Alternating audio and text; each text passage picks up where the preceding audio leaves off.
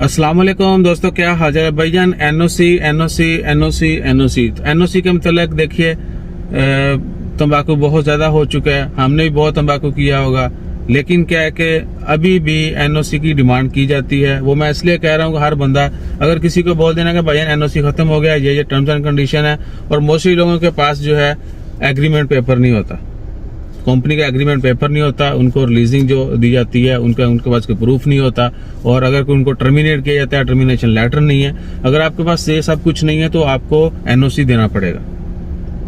यानी या तो आप प्रूफ दें कि भाई ये मुझे टर्मिनेट किया कंपनी की जानब से, तब आप एलिजिबल होते हैं बगैर एनओसी के नया वीजा लेने के। अगर आपने अपना जॉब एग्रीमेंट कंप्लीट कर लिया, कंपनी ने आपको क्लियरेंस दे दी, क्योंकि स्टार्ट में मेंशन किया गया था कि ओमान एनओसी खत्म कर रहा है 1 जनवरी 2021 से, लेकिन उसकी ये कंडीशंस हैं, और कंडीशन में मेंशन वाज़ा किया गया कि अगर आपकी कंपनी आपको क्लियरेंस देती है, यानी अरबाब की रजामंदी लाजमी है, तभी आपको नया वीजा मिलेगा। ठीक हो गया।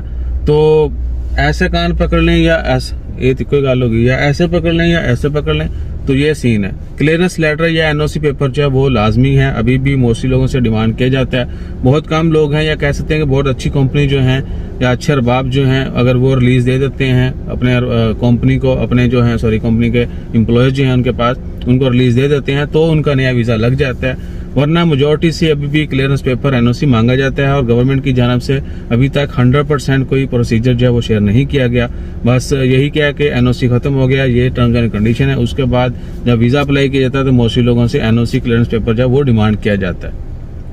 तो आपने तसल्ली कर लेनी है कि अगर आप वीजा खत्म हो रहा है, आपने वीजा चेंज करना है, आप हर हाल में अपने अरबाब से, कंपनी से क्लियरेंस पेपर लें कि भाई मुझे क्लियरेंस लेटर दें ताकि मैं नया वीजा ले सकूं।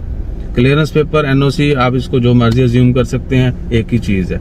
और बाकी अगर कोई कमी कोताही रहेगी तो कमेंट कर दीजिएगा, वो भी आपको बता देंगे। और तंबाकू से परहेज कीजिए, और तंबाकू को पसंद कीजिए, तंबाकू को खाइए, पिए, फेंकिए। तंबाकू हर तरह से आपके लिए अच्छा है। साड़ी किसी ने सीधी सुननी नहीं आया तो फिर असं यही कहना। अपना ख्याल रखो, तो सब्सक्राइब करना मत भूलिया जाए। जज़ाकल्लाह, अल्लाह हाफिज।